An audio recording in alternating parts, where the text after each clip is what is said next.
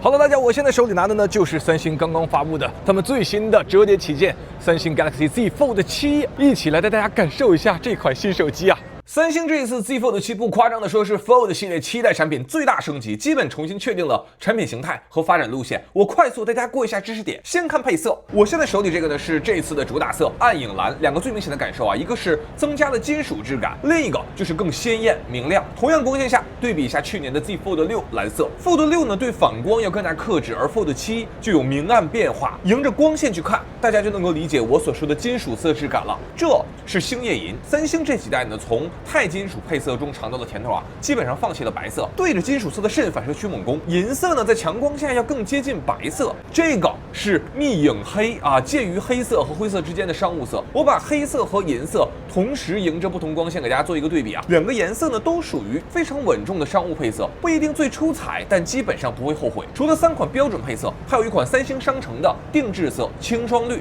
这个绿色要偏白色的设定吧，清新淡雅的绿色，和中国传统文化那个青瓷质感比较接近。今年三星的商城限定色只有这一个配色，所以说全系一共4款配色。然后我们再说一下手感啊，大家亲自上手的第一个最明显的感受就是这一次 Z Fold 7是真的超薄。好了，大家，我现在右手边拿的呢是最新发布的 Z Fold 7，左手边拿的是上一代的 Z Fold 6。我跟大家说，这一代 Z Fold 7拿在手上，第一个感受就是非常的薄，它的整机厚度只有8.9毫米，已经很接近直板手机的一个观感了。大家看，现在这个是 Z Fold 6的厚度啊，而这是 Z Fold 7 8.9毫米，这是一个与任何大折叠对比都不落下风的厚度。而当我展开折叠屏 ，Z Fold 7厚度只有4.2毫米，比苹果最薄的 iPad Pro 还要薄。哪怕是和直板手机相比，8.9毫米也只比三星 S25 Ultra 厚了一丢丢啊！作为一款折叠屏，无限接近直板手机的厚度了。Z Fold 7的第3个升级呢，则是屏幕大小，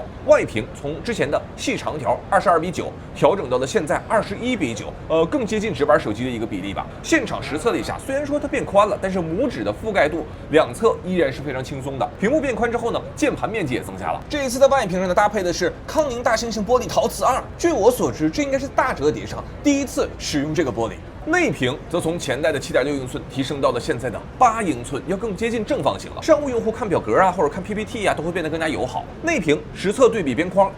宽度边框倒是变化不大。而在屏幕变大、体积变大的情况下，这一代的重量反而从前代的239克来到了现在的215克，也就是说轻了足足24克，要比 S25 Ultra 还轻了3克。哎，你看到了吗？这一次的 Z Fold 7要比三星 S25 Ultra 要更轻 ，iPhone 16 Pro Max， 哎，明显要轻了很多。Z Fold 7的第4个升级呢是铰链，随着机身厚度的减薄，铰链的厚度减薄27%，重量减轻25%，强度反而提升14%。好了，我现在给大家测试一下它的这个铰链悬停的质感啊。我这次的一个感受呢，它的铰链悬停质感是跟之前有一些差异的。首先，之前的每个角度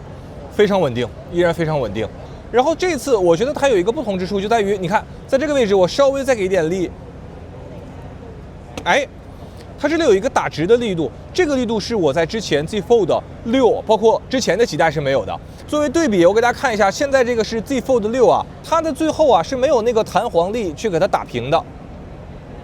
能看到吗？到最后一个角度依然是相当于用手给它支撑开。最小夹角我们看一下，依然这个角度非常夸张。三星的这个铰链质感依然是我目前测试过折叠屏手机里质感最好的。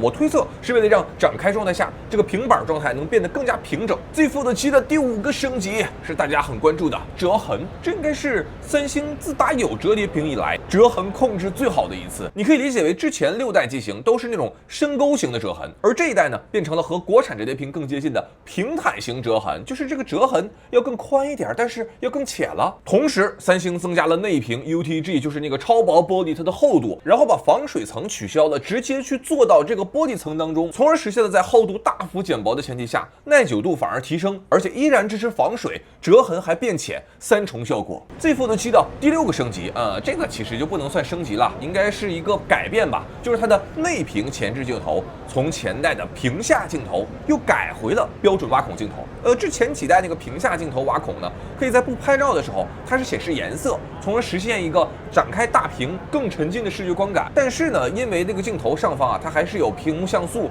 去遮挡光线的，所以拍照的话，那实际效果肯定是要弱一些的。我对比一下这2代的自拍清晰度，你就能看到画质提升还是非常明显的。内屏前置镜头还有2个改变啊，一个是大家所看到的，它的画面视野提升非常巨大。另一个就是这一次终于支持了 4K 视频录制。那么问题来了，如果让你选择的话，你会选择是观看沉浸感更强，但是画质差一点的前置镜头呢，还是喜欢现在这种有一个挖孔但是更清晰的前置镜头呢？其中画面视野增大这个环节，要比三星 S25 Ultra 那个前置镜头，自拍视野还要大。我相信对于很多喜欢拍 Vlog 的用户来说，应该非常实用。好了，大家，我现在就使用三星 Z Fold 7它的前置镜头，给大家做一个小小的 Vlog， 大家可以看一下，哇，它这个画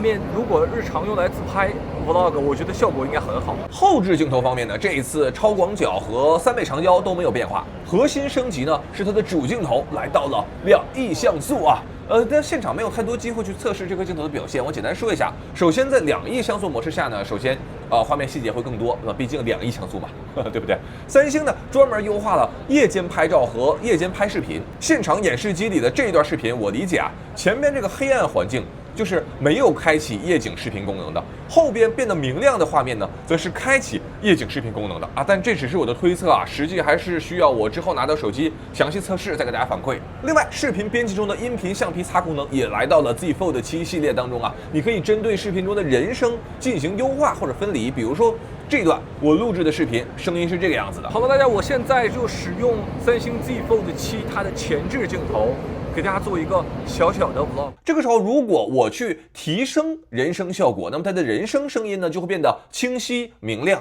好了，大家，我现在就使用三星 Z Fold 7它的前置镜头，给大家做一个小小的 vlog。另外，软件上的机圈机搜现在也是支持在游戏画面里直接去搜索了。最好的一点呢，就是它不会打断游戏的进程。比如说游戏里我直接画一个圈，对吧，就能搜索到打这个 boss 的攻略。这个对于游戏党来说应该是比较实用的。不过我不确定国行版是否支持啊。除了我们刚才提到那些环节呢，这次硬件上它搭载的是骁龙8至尊版 For Galaxy 定制版，它配备了一个4400毫安时电池。官方表示呢，最长可以播放视频是24个小时。好了，大家，这是我现场跟其他的小伙伴借来的一款第1代的 Galaxy Fold 啊，这是2019年的折叠屏。大家可以看一下，当年的那个折叠屏很窄，现在变得要更接近一个直板手机的一个状态了。而且大家可以看一下当年的那个折叠屏，它的厚度，好家伙！好了，以上呢就是我在现场给大家带来的 Z Fold 7的一个快速上手体验。这一次升级基本补全了之前的那些短板。那么 Z Fold 7的体验就先到这里，然后我带大家看一下 Z Flip 7。